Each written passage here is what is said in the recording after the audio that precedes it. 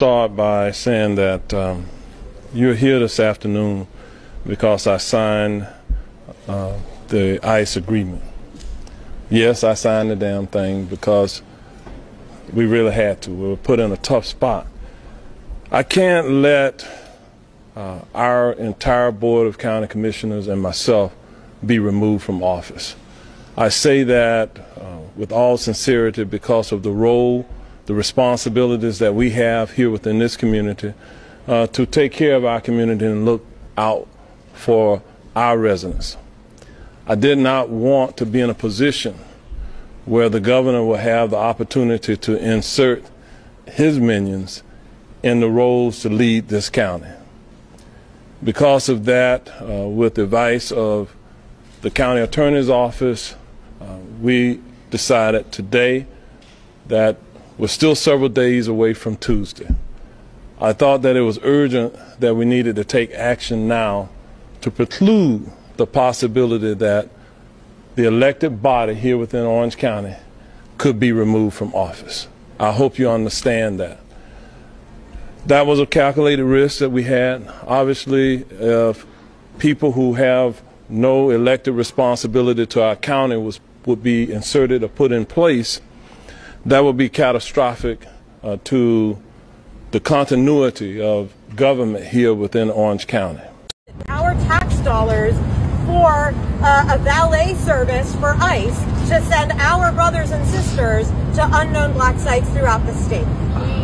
So, then just a few days ago, Mayor Deming circumvented the county commission vote and decided he's going to sign this agreement, which deputizes local police to act as federal agents under Donald Trump's control. Boo! Yeah. Boo. It also gives local corrections officers the power to transport inmates to other detention facilities, including the Everglades concentration camp and the Crone Detention Center in Miami. Two horrific, unsanitary, inhumane black sites that operate with full impunity and totally in the dark, as many here have tried to go and see what's going on and have been turned away.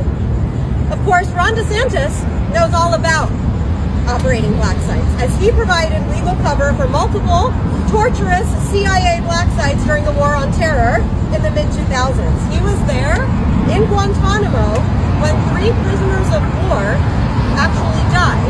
They were found hung by their wrists naked, their ankles shackled, and cloth material stuffed down their throat. You won't be surprised to know that it's his signature on the report that says those 3 died by suicide.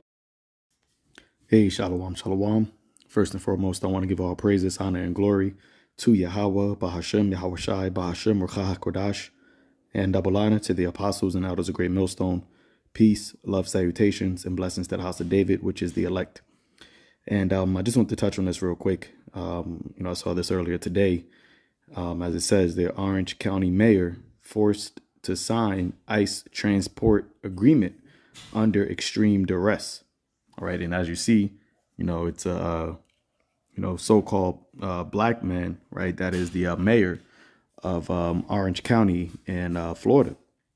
And, I showed the, this clip, and I showed the other clip of, what seemed like some type of a protest or, what have you, where, the citizens of that county were, speaking out at, this mayor, going back on his word, saying that he wasn't going to sign, the agreement with the governor at the order of Trump, right, to basically be allowed to let federal, law enforcement, come into, that region, along with federalizing local law enforcement, right, to be able to come in there and, basically, do their raids and transport who they deem to be, migrants, what have you, out of that, town, right, or out of that city.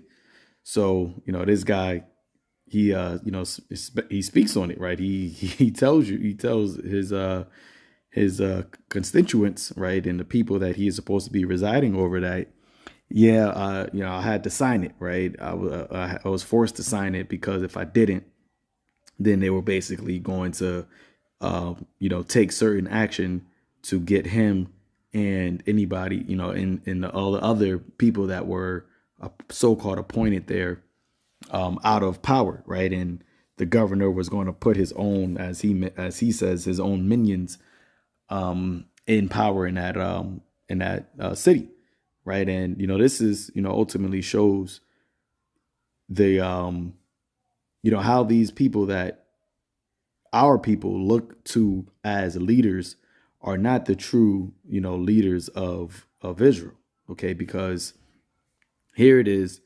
he bowed the knee, right? He made the covenant because he didn't want his job to be taken away, right? He felt threatened, and he tried to make it seem like, oh, I had to do this, because, I'm the best, person to be in this position. And if I didn't sign it, they were going to take me out of this position, yada, yada, yada, all these things, right? But at the end of the day, judgment was perverted, right? And based off of a bribe, right? It is basically a bribe, which that's something that, according to scripture is a unlawful thing, right? You're not supposed to pervert judgment, all right? You're not supposed to take bribes. Matter of fact, I got that here in the book of Micah chapter 3, verse 11. It says, you know what? Just start at verse 9. It says, "Hear this, I pray you, ye heads of the house of Jacob."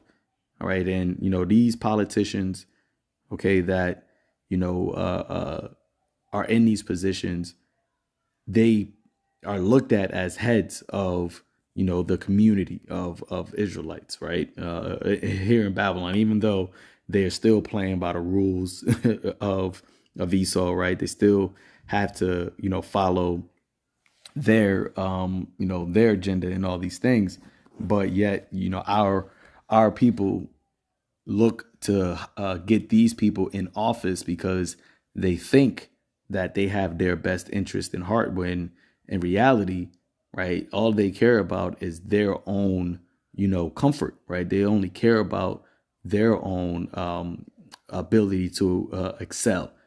They don't actually have the people's best interest in mind. And this guy, right, in this situation shows you that, because he is saying this, right? And I don't know who he is or whatever. Like I said, I just seen this earlier.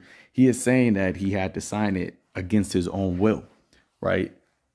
But if you as a man, and you got principles, and you got standards, and you got morals, there should be nothing that should be able to dictate you to curve, right, or bend your morals. You see? And this goes to show you that these people, their morals are, not rooted in righteousness, right? Their morals are not rooted in true judgment and justice. And that is who Yahweh, right, Ba'ashem Yahweh Shai, is going to set forth as the true rulers, right? Starting with Yahweh Shai, okay, and, with Yahweh Shai, the house of David, that is who he is going to set up as the true rulers, because there is no amount of threats. There's no amount of money, right? There's no amount of, anything that will dictate our standards and morals and put us at a position for us to do something that we know isn't right, but because we don't want to lose certain positions, right, or we don't want to lose certain comfortabilities, we're going to go against what is right. No, that's a wicked individual, you see. And this is something that has always been a part of the nation of Israel, where you had, the wicked priests or the wicked rulers, the wicked judges that would do these things, right? They will pervert judgment, okay, so it could fit their own interest. So reading on, it says, "Hear this, I pray you, ye heads of the house of Jacob, and princes of the house of Israel, that abhor judgment and pervert all equity." See, It says you hate justice and twist all that is right.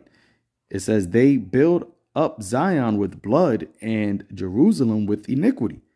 Because this guy, him signing this agreement, which you heard on the in the other video, right? All of basically with the power that he signed away for the governor, which is DeSantis, which he's in league with Trump, basically allowing Trump to have federal jurisdiction over state, right? State laws. And this is, really what we're seeing is the actual makings of a martial law state. All right. Because your states, that's why it's called the United States of America, because your states, every state has different laws, right? Yeah, you do have the federal government, but there are laws that, are supposed to be on the United States books, where the federal government isn't able to just come in and dictate, right, the laws of each state. Now, when you have what you had going on right now, you have certain states that are in league, right? Certain governors of certain states are in league with what Trump is doing, right? The Republican states. Then those governors let Trump use the federal government in their states. But even within those states that are predominantly Republican, you have certain counties that are Democratic, which is why in Texas and also in Florida, you had this whole thing, about the damn, I just said this yesterday and now I can't remember, redistricting of the maps. Okay. And they're doing that to ultimately make more of the state Republican, so-called Republican. So it gives more power to the quote unquote Republican Party, which whether it's Republican or Democratic, the people that are in, the authority, they all answer to the same, heads.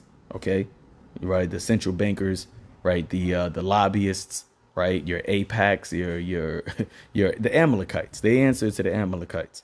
OK, but within these certain counties and states, you have Jake that are in positions of, leadership. You see, like this man. But yet, what do? They don't stand in, as we're seeing, what Trump is doing is he is formulating an assault on Israel, which the scriptures names it as Jacob's trouble. OK, this is something that, the men of the Lord have been prophesying that was going to take place here in Babylon the Great. And we're witnessing the manifestation of that. Right. But yet you still have certain Jakes that see these things are happening. Right. They see, Israel, the so-called black and brown people, which, once again, that's the southern and northern kingdom of Israel. They see that they're getting targeted specifically. Right. By this cruel Lord, pursuant to Isaiah, the 19th chapter. And instead of standing up and, being a leader with courage to stand up for the people, what does he do? He takes the bribe, right? He perverts judgment because he didn't want his place to be taken away. So let's read on. Verse 11, it says, the heads thereof judge for reward, and the priests thereof teach for hire, and the prophets thereof divine for money. Yet will they lean on the Lord and say, is not the Lord among us? None evil can come upon us. Right. When we read that in NLT, it says your leaders make decisions based on bribes. Point blank, period. Right. And that's the main point of this verse, that your leaders are making decisions based on bribes. And they may not have necessarily said, here, take this $100,000 and, sign this deal, or they may have. But boy, the way that is being presented is they told him that if you don't sign this deal, we're going to take you out of power. And that, in essence, is a reward that he has, that he is being threatened to be taken from him, right? So it's the same thing that is happening, right? And you also have in the book of John, right? So that was in the Old Testament. And now when you even go into the New Testament underneath the Roman rulership, you had the same thing going on. John chapter 11. John chapter 11, verse 48. It says, let's start at 47. It says, then gathered the chief priests and the Pharisees a council, because these were the individuals, because we were a province of Rome during this time, right? So the leaders of the people at this time, we didn't have a king. Okay, you had Herod, but he was basically put there by the Romans, right, to be the ruler over the people. But a lot of Israel didn't recognize and didn't they didn't recognize Herod as the actual ruler, right? You had the chief priests and the Pharisees, that were looked at as more so the leaders of the people of Jake back then, because Israel knew that the Herodians weren't actual Israelites. Okay, so it says, then the Pharisees a council, right? The high council. Let's see what it says here. Yeah, the Sanhedrin. That's what it was called. And said, what do we? For this man doeth many miracles, speaking about Yahushua. Verse 48.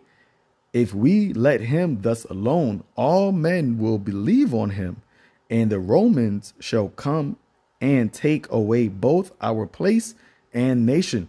Right? So that's what you got going on right there. That you have the leaders of the people that these people chose, right? These aren't the leaders that were appointed, right, by Yahweh Ba'ashem Yahushai, but these are political leaders. All right. And Israel is supposed to be ruled by spiritual leaders. You see? And even the spiritual leaders that Israel chose, like your TD Jakes, right? They all basically they teach for hire, right? They are not, once again, shepherds that are looking for the benefit of the flock, right? They're eating the fat of the flock. So this council said, if we leave Yahushua alone, then the Romans are going to come and take away both our place and our nation. They're going to take us out of power. See?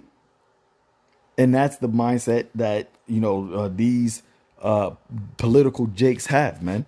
And more, you're going to see how they're going to just fall right in line with the agenda that Esau has, because they are hirelings, right? They don't truly care about, you Israelites. And we've been trying to tell you that, okay, that these people don't give a damn about you. They already are in league with Esau. In order to be in the political field, right? In order to to be, in that arena, you have to get down with Esau's agenda. And they're okay and comfortable with doing that because of the goodies that come with it, right? The prestige and the name and the fame that comes with that. First Maccabees 1 verse 11. It says, and in those days there went out of Israel wicked men who persuaded many, saying, let us go and make a covenant with the heathen that are round about us. Well, that's what he just did, right? He said what? Yeah, I signed the damn thing. Okay. He made a covenant with the wicked, with the heathen, right? It says, round about us, for since we departed from them, we have had much sorrow. Okay. And that's what they don't want, right? They don't want to deal with the backlash, right? They don't want to deal with the affliction. They don't want to, and that's what comes with the territory. But once again, only righteous rulers will be able to stand bold, right? And stand with courage in the face of, perversion, in the face of, the threats of this devil. You see, because those men, their standards, their rock that they're standing on is Yahushua. And at the end of the day, hey, the scripture speaks about what? Striving for truth until death. All right. And like I said, that is who the Lord is going to raise up to be the rulers. Because these guys, this Uncle Sambo Tom ass nigga, he ain't it, man. And just like your Jesse Jacksons and your Al Sharptons, right? And all of these political leaders that Jake, look to for help, they haven't never done a damn thing for you, and they never will. All they do is come, say a speech, galvanize, through vain words, right? Give you a feel good message. As the scripture says, they have healed my people healed my people slightly by saying peace, peace, when there is none. But now we're in a time where they're signing agreements to let Esau run down on you. Let Esau bring that wrath on you, just so that he can escape the wrath of Esau. But the scripture speaks about that as well, right? Making that a covenant, an agreement with death, thinking that you're saving your own ass, but nah, the Lord got you sellouts, right? He got your number as well. All right. And hey, that goes to the sellouts of the people that know that they're Israelites as well, right? These false prophets, these false leaders that make covenants with Esau, right? That teach profane things, that teach the incorrect doctrine, that pervert doctrine purposely because they're getting paid. They're getting the bag, right? Your IUICs, your ISUPKs, right? Your Sakaris. Hey, we're in a time where the Lord is about to judge the wicked of our people, man. It's 1 Peter, the 4th chapter. Judgment shall begin at the house of Israel. See? This is Isaiah. Isaiah chapter 28, verse 15. It says, start at 14. It says, wherefore hear the word of the Lord, ye scornful men that rule this people which is in Jerusalem, because ye have said, we have made a covenant with death, right? And with hell are we at agreement. Now in Habakkuk, it likens this prideful man, right, whose soul is lifted up but is not upright in him. It says what? He enlargeth his desires as death and is as hell. Okay. And I believe in Revelation, the 6th chapter, it speaks about the I believe it was the red horse, or it might have been a pale horse. Let me see. Yeah, that was that was a pale horse, right? That it says death and hell followed him. Okay, wait, but that's the spirit that Esau is coming in. See, because the red horse is Esau. It says he had power to take peace away from the earth, but the time that we're also in is the time of this pale horse, where it says he had power over them, over the 4th part of the earth, to kill with the sword and with hunger and with death and with the beasts of the earth. Right, the 4th part of the earth is representative of Babylon the Great, America.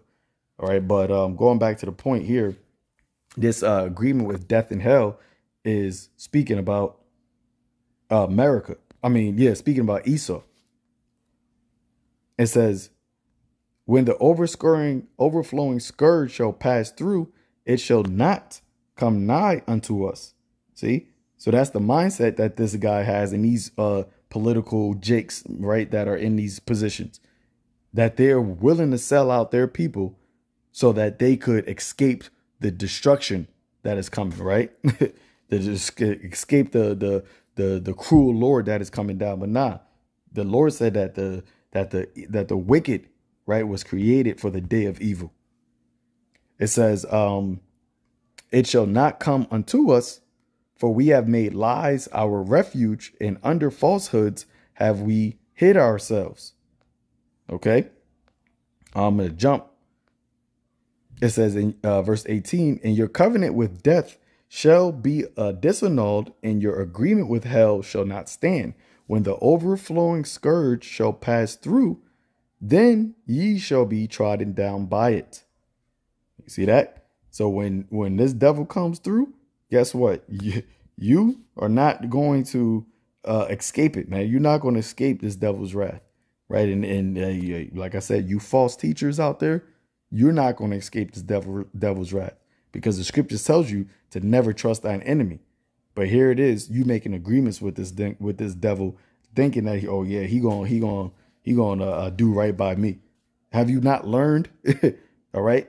Has not history taught you that this devil will never, be upright? But see, in this last time, you're gonna find out, right? Because the Lord is gonna let his sword completely go loose on you, and the only ones that the Lord is going to protect and deliver from this sword is the ones that would stand for righteousness, right? Stand against the evildoers. Okay, the ones that are willing to lose their life, okay, in order to uphold righteousness and uphold the correct judgment and justice. All right, Ezekiel 22, verse 27, it says, her princes, you know what, I read it in the NLT, it says, your leaders are like wolves who tear apart their victims. They actually destroy people's lives for money. And that's exactly what this guy is doing.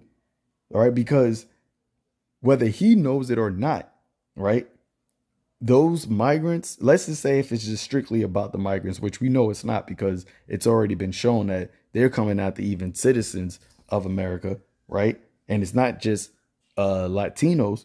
You getting the southern kingdom is getting, caught up in that as well. Right. But let's just say if it's just strictly about the migrants from South America, whatever, Central America, those are still our people.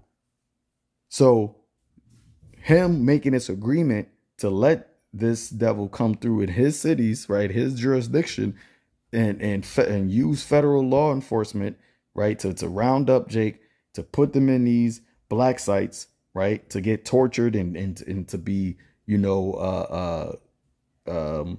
just through, like Esau, just do whatever type of wickedness they want to. You are destroying people's lives for money. Okay. Because at the end of the day, with that position that he is in as a mayor, he's getting paid for that.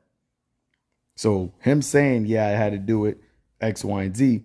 He, as it says here, you are like wolves who tear apart their victims. They actually destroy people's lives for money. But when it's all said and done, the Lord is going to do what? He is going to put and set up the righteous leaders, right? The righteous shepherds.